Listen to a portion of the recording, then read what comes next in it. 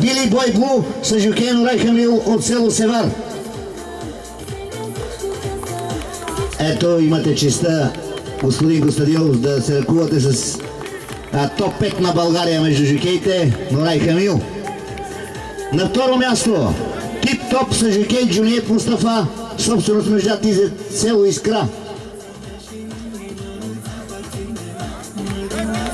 Личи си кой го може и тримата жокеи в класацията са доказани опитни момчета. Хубави награди от организаторите на състезанията, купи и розетки за всеки.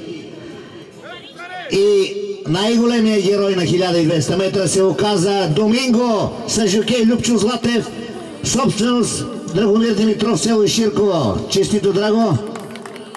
Прекрасна победа на Любчо Златев. Наградният фонд в гарата е 1000 лева.